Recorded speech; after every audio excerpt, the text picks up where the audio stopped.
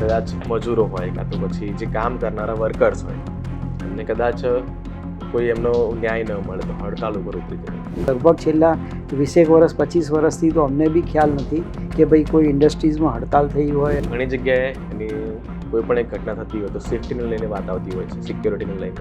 GIDC પાસે જગ્યાની demand કરેલી છે તો અમે એમાં એક ડિઝાસ્ટર મેનેજમેન્ટ સેન્ટરની બી સ્થાપના કરવા જઈ રહ્યા છીએ. વચ્ચે હમણાં એક ગવર્મેન્ટે યોજના કાઢી હતી ઈ શ્રમ કાર્ડની, જેમાં કદાચ ઘણા બધા વર્કરો માટે કંઈક રીતના એની જે ઘટનાઓ થાય છે એને લઈને કદાચ એ લોકોના આધાર કાર્ડના પ્રોબ્લેમ હતા કે કોકનું રાજસ્થાનનું કે કોકનું બીજા પ્રદેશનું એમની પાસે આધાર કાર્ડ હોય તો એ નહોતું થઈ શકતું. લગભગ ઇન્ડસ્ટ્રીમાં મોટાભાગે મારા ખ્યાલથી આઉટ ઓફ ગુજરાતના વધારે વર્કર્સ હોય છે. અહીંયા વટવા માટે સ્પેશિયલ એક મેમુ કરીને ટ્રેન ચાલે છે કે જે મહેમદાવાદ અને એને આગળના બાજુના ગામો છે ત્યાંથી વર્કરોને અહીંયા લાવતું જ હોય છે. પણ એ જીઆઈડીસી છે, આજુબાજુ રહેણાંક વિસ્તાર પણ હોય છે અને એના માટે પોલ્યુશનને લઈને શું પેરામીટર્સ છે. ક્યાંક જેમ કે ખાલીકટ કેનાલમાં જતું પાણી હોઈ શકે, તો પછી નદીમાં જે વહેતું પાણી હોય, ક્યાંક કેમિકલ જે રાત્રે અમુક જે લોકો એક ઘટનાઓ ભૂતકાળે જે બનેલી છે. જે વસ્તુ તમે ભૂતકાળ કહો છો એ ભૂતકાળ જ હતો. પોલ્યુશન જેમ વધતું હોય છે એમ સામે વૃક્ષોનું પણ પ્રમાણ ક્યાંક વધવું જોઈએ. કે અમે એ લોકોને 2 વર્ષનો કોન્ટ્રાક્ટ આપીએ છીએ અને 2 વર્ષમાં એ લોકો અમને એ 3 ફૂટના ઝાડ કરી અને અમને પરત કરે છે. વર્ષોથી જેમ ગુજરાત વિકસી રહ્યું છે એ પ્રમાણે ઇન્ડસ્ટ્રીયલ લેવલે વાત કરવા જઈએ તો એમાં પણ ગુજરાત ઘણું આગળ નીકળી ગયું છે. અને એમાં આજે આપણે જાણીએ કે જીઆઈડીસી જે ગુજરાતમાં કામ કરી રહ્યું છે, એમાં આપણે વટવામાં આવેલા છીએ. વટવાના અત્યારે પ્રેસિડેન્ટ જીઆઈડીસીના આપણી સાથે છે ડિમ્પલભાઈ, અને વાત કરીએ કે જીઆઈડીસી કઈ રીતે કામ કરે છે, શું સ્ટ્રક્ચર છે અને કયા કયા પેરામીટર્સ છે કે જ્યાં જીઆઈડીસી અલગ અલગ જગ્યાએ કામ કરતું હોય છે. ડિમ્પલભાઈ, સ્વાગત છે તમારું. હવે મારે જાણવું છે કે વટવા જીઆઈડીસી તો બેઝિકલી એક તો કઈ રીતનું કામ છે અને ઓવરઓલ સ્ટ્રક્ચર કઈ રીતે તૈયાર થતું હોય છે. હા, વટવા જીઆઈડીસી એસ્ટેટની આપણે વાત કરીએ તો વટવા જીઆઈડીસીમાં જીઆઈડીસી એલોટેડ લગભગ 2200 જેટલી ઇન્ડસ્ટ્રીઓ આવેલી છે અને એ સિવાય લગભગ 40થી 50 નાના મોટા એસ્ટેટો છે કે જેની અંદર લગભગ બીજી 2-1000 જેટલી ઇન્ડસ્ટ્રીઓ આવી છે. એટલે આમ કહી શકાય કે વટવાની અંદર લગભગ 4000થી 4500 જેટલી ઇન્ડસ્ટ્રીઓ રન થઈ રહી છે, જેમાં ડાઇઝ ઇન્ડસ્ટ્રીઝ પણ છે. એ સિવાય ફાર્મા કેમિકલ્સની બી ઇન્ડસ્ટ્રીઓ છે, ફાર્મા મશીનરી, એ સિવાય એન્જિનિયરિંગની બી છે. એટલે અમારી એવું અમે કહેતા હોઈએ છીએ કે જનરલી પિનથી માંડી અને પ્લેન પાર્ટ સુધીની બધી ઇન્ડસ્ટ્રીઓ અહીંયા વટવામાં આવેલી છે. કઈ કંપનીઓનું પ્રમાણ વધારે હશે? જેમ કે અંકલેશ્વરની વાત કરીએ તો એમાં કેમિકલ એક સેક્ટર વધારે હોય છે, તો વટવામાં બધું મિક્સ ઇન્ડસ્ટ્રીઝ છે. વટવામાં લગભગ આમ કેમિકલ હબ મેઇન ગણતા હોય છે, પણ અહીંયા 2200 ઇન્ડસ્ટ્રીમાંથી લગભગ 600-650 ઇન્ડસ્ટ્રીઓ કેમિકલની છે. અધર દેન બીજી ફાર્માની પણ ઇન્ડસ્ટ્રીઓ છે અને એન્જિનિયરિંગ યુનિટો પણ છે. વટવાની જનરલી વાત કરીએ, ઇન્ડસ્ટ્રીની તમે વાત કરો છો, તો હવે એક મને યાદ છે કે એક સમયગાળો એવો હતો કે જ્યારે કદાચ મજૂરો હોય કાં તો પછી જે કામ કરનારા વર્કર્સ હોય એમને કદાચ કોઈ એમનો ન્યાય ન મળે તો હડતાલ ઉપર ઉતરી જતા હતા. હમણાં ઘણા સમયથી એવું નથી થઈ રહ્યું, કાં તો ખાસા વર્ષોથી. શું કારણ છે, કાં તો પછી એવી તો કેવી વ્યવસ્થા છે કે જેના કારણે નથી થઈ રહ્યું? અત્યારે કાયદાની દ્રષ્ટિએ પણ એવું છે કે કામદારોને એના એક અમુક રૂલ્સ રેગ્યુલેશન પ્રોપર હોય છે, જેની ઉપર અત્યારે ઇન્ડસ્ટ્રીઓ બી અમલ કરે છે અને ઇન્ડસ્ટ્રીઓ સમજે છે પણ ખરી કે કામદાર એ એમની ઇન્ડસ્ટ્રી માટેનો એક મહત્ત્વનો હિસ્સો છે. એટલે તમારી વાત સાચી છે કે લગભગ છેલ્લા 20 વર્ષ 25 વર્ષથી તો અમને બી ખ્યાલ નથી કે ભાઈ કોઈ ઇન્ડસ્ટ્રીઝમાં હડતાલ થઈ હોય અથવા તો એવી રીતનું કોઈ પરિબળ બહાર આવ્યું હોય. પણ હવે કેવું છે કે ઇન્ડસ્ટ્રીઓ બી પોતાની જવાબદારી સમજીને ચાલે છે અને વર્કરના વર્ગને બી હવે એવી ખબર પડી ગઈ છે કે ભાઈ એમને શું કરવું અને શું ના કરવું, જેના કારણે આ પ્રોબ્લેમ સોલ્વ થયો છે. વર્કરની જ વાત થાય તો આની પર ઘણી જગ્યાએ એની કોઈ પણ એક ઘટના થતી હોય તો સેફ્ટીને લઈને વાત આવતી હોય છે, સિક્યોરિટીને લઈને, તો ત્યાં કેવા પ્રકારની વ્યવસ્થા હોય છે? અહીંયા વટવાની અંદર જે ઇન્ડસ્ટ્રી હેઝાર્ડસ કેમિકલ બનાવતી હોય તો એના પ્રમાણે એનું પ્રોક્યોરમેન્ટ કરતી હોય છે, એના પ્રમાણે એની સારસંભાળ બી રાખતી હોય છે. અને અકસ્માત એટલે એક્સિડન્ટ એક એવી વસ્તુ છે કે એ ગમે ત્યારે બનવાનો છે, શક્ય છે, પણ દરેક ઇન્ડસ્ટ્રી પોતાને સેફ્ટી મેઝર્સ જે પોતાને રિક્વાયર્ડ હોય એ પ્રમાણે અમલ કરતી જ હોય છે. અમે અમારા એસોસિએશનમાં બી વખતો વખત આવા સેફટીના અવેરનેસ માટેના પ્રોગ્રામો રાખતા હોય છે. ફાયર ડિપાર્ટમેન્ટ બી અમારી સાથે એમાં જોડાતું હોય છે. અને હવે નજીકના ભવિષ્યમાં અમે જીઆઈડીસી પાસે જગ્યાની ડિમાન્ડ કરેલી છે, તો અમે એમાં એક ડિઝાસ્ટર મેનેજમેન્ટ સેન્ટરની બી સ્થાપના કરવા જઈ રહ્યા છીએ, કે જેની અંદર એક ફાયર સ્ટેશન તો નાનું ખરું જ, કે કોઈ ઇન્ડસ્ટ્રીની અંદર નાની મોટી આગ લાગી હોય તો અમે એનાથી જ એને રોકી શકીએ. તો જે પ્રાયોગિક ધોરણમાં જે ફર્સ્ટ 5-10 મિનિટની અંદર જે સર્વિસ મળી જવી જોઈએ એ અમે વટવામાંથી આપી શકીએ. અધર દેન જ રિક્વાયરમેન્ટ હોય તો અમે ફાયર ડિપાર્ટમેન્ટને બોલાવીએ. એવી રીતનું એક આખું પ્રયોજન અમે ગોઠવી રહ્યા છીએ. જીઆઈડીસી લગભગ અમને જગ્યા આપવાની તૈયારીમાં બી છે. તો એના પછી અમે તરત આવું ડિઝાસ્ટર મેનેજમેન્ટ સેન્ટર સ્થાપીશું અને એ કોન્ટ્રાક્ટ ફાયર ડિપાર્ટમેન્ટને સાથે રાખી અને કોન્ટ્રાક્ટ બેઝથી અમે એ ચલાવીશું. એક તો વર્કર જે હોય છે એ પરમનન્ટ હોય છે ઘણી કંપનીઓમાં કોન્ટ્રાક્ટ બેઝ પર પણ હોય છે. તો એને લઈને ક્યાંક જે પરમનન્ટ છે એમને તો કદાચ વ્યવસ્થાઓ મળી રહે છે કંપનીમાંથી. કોન્ટ્રાક્ટ બેઝ પર છે એમના માટે કયા પ્રકારની અલગ વ્યવસ્થા છે કે પછી એમાં ના, એ સમાન જ હોય છે એ લોકોને વ્યવસ્થા. કારણ કે વર્કર કામ કરતો એટલે સેફટી માટે પરમેનન્ટ હોય તો અલગ અને કોન્ટ્રાક્ટ પર હોય તો અલગ, એવું તો કશું હોય નહીં.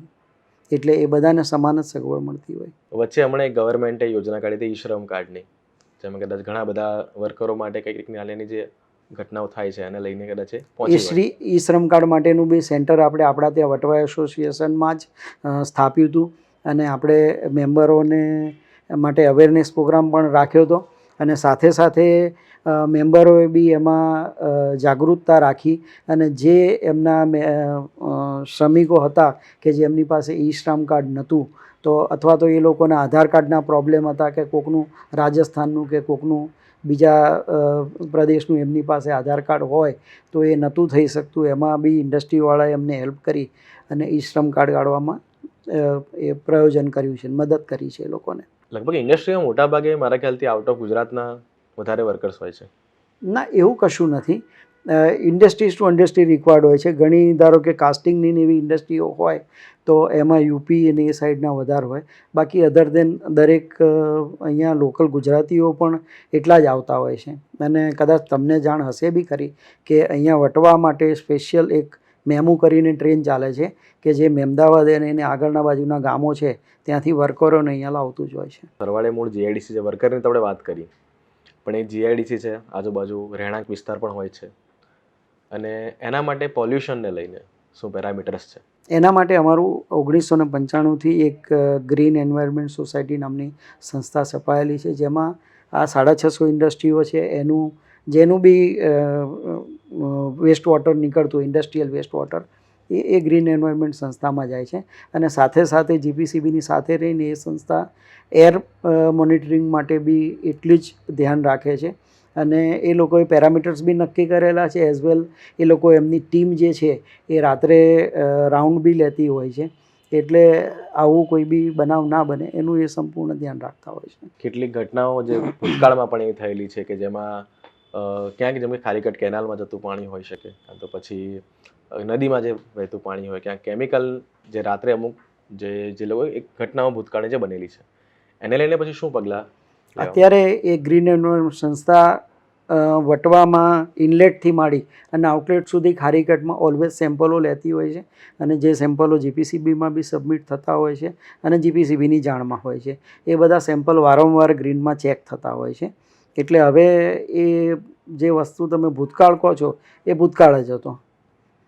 અત્યારે એવું કાંઈ નથી. એક વસ્તુ છે કે જેમ કે પોલ્યુશન જેમ વધતું હોય છે એમ સામે વૃક્ષોનું પણ પ્રમાણ ક્યાંક વધવું જોઈએ. આવું એક મારા ખ્યાલથી ક્યાંક નિયમો કાં તો પછી ક્યાંક અમુક જગ્યાએ લાગુ પડેલા છે.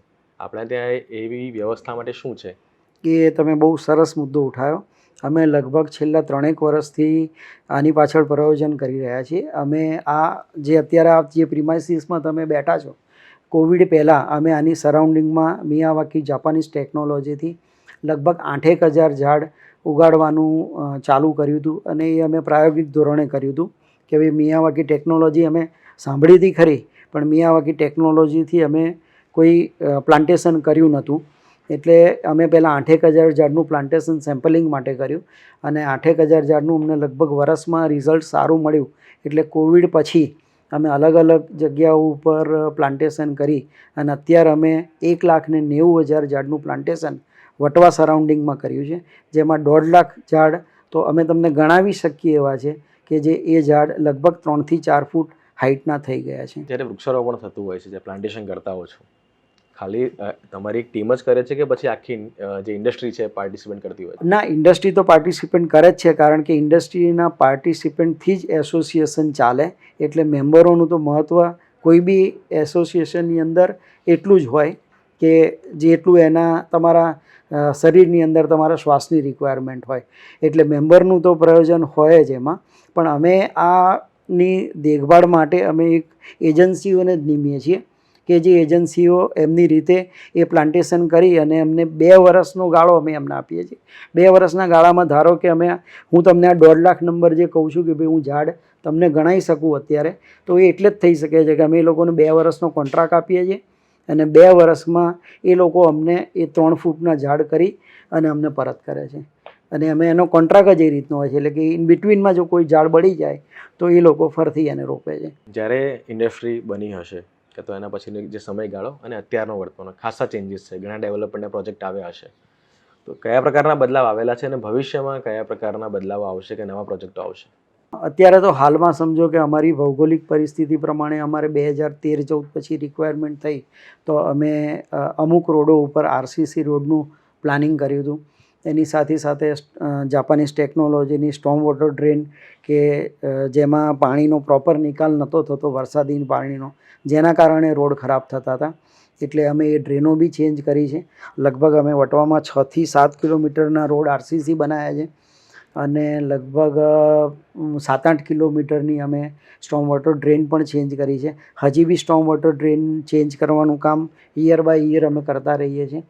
અને રિસન્ટલી હમણાં જ છેલ્લા 3-1 વર્ષની અંદર અમે વટવાના બધા રોડો બી રિસર્ફેસ કર્યા અને છેલ્લા 4 વર્ષની અંદર અમે વટવામાં લગભગ 1750 ઇલેક્ટ્રિકના પોલ નાખ્યા, જેમાંથી લગભગ 250 પોલ તો અત્યારે અમે સોલર ઉપર એને શિફ્ટ કરવામાં બી સફળ થયા છે. હજી બી અમારું પ્લાનિંગ છે કે બીજા પોલ અમે સોલર ઉપર લઈ જઈ શકીએ. સોલરવાળો આઈડિયા એટલે આઈ થિંક એ બહુ ઘણો સારો છે. એક વસ્તુ મારે જાણવું છે કે જ્યારે તમે દાયિત્વ પર છો અત્યારે અને ખરેખર એક આખું ઇન્ડસ્ટ્રી હેન્ડલ કરવી, અલગ અલગ ડિપાર્ટમેન્ટ હશે કે જેને અલગ અલગ કામો સોંપાયેલા હશે, કયા પ્રકારની એવી જવાબદારી કે જે ખરેખર આમ અઘરી હોય છે? આમાં એવું છે કે ભાઈ તમે એક એસોસિએશનમાં ઓનરરી કામ કરવા માટે બેઠા છો એટલે કામ અઘરું કે સરળ નથી હોતું. પણ હા, એક વસ્તુ ચોક્કસ છે કે એમાં ટીમ વર્ક હોય છે.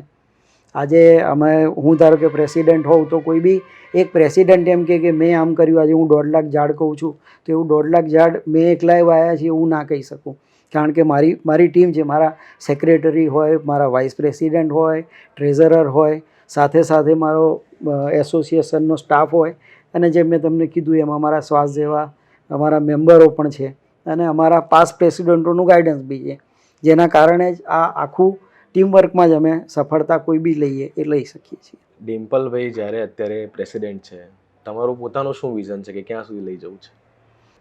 અમારે જો વિઝન કરતાં એવું જરૂરી છે કે જેમ દૂધમાં સાકરને ભળવાનું હોય એમ ઇન્ડસ્ટ્રીમાં જ્યારે જે તકલીફ આવે એને દૂર કરવાનું કામ એ એસોસિએશન અથવા તો એનો જે હોદ્દેદારો બેઠા હોય એમણે કરવું જોઈએ. અત્યારે જેમ તમને કીધું કે ભાઈ અમારું આ 2 લાખ ઝાડોનું ટાર્ગેટ હતું, એમાં અત્યારે અમે 1,90,000 એચીવ કર્યા છે. એવી જ રીતે અમારું આ બીજું ડિઝાસ્ટર મેનેજમેન્ટ સેન્ટરનું ડ્રીમ છે. અત્યારે એ ડ્રીમ જો અમારું પૂરું થાય તો એવું કહી શકાય કે અમે એ કામ સક્સેસફુલી મારી ટર્મ વખતે હું કરી શક્યો. તો આ હતા ડિમ્પલભાઈ, Vatva GIDC Gujarat industrial development corporation, તેના પોતે પ્રેસિડેન્ટ છે અત્યારે વટવાના. અને જીઆઈડીસી વિશે ઘણી બધી વાતો છે, આપણે આવનારા વિડીયોમાં પણ જાણીશું. પણ તમને શું લાગે છે, તમારા મનો કોઈ પ્રશ્ન છે તો કમેન્ટમાં જરૂરથી જણાવો અને વધુ માહિતી માટે જોતા રહો વાઇબ્સ ઓફ ઇન્ડિયાને.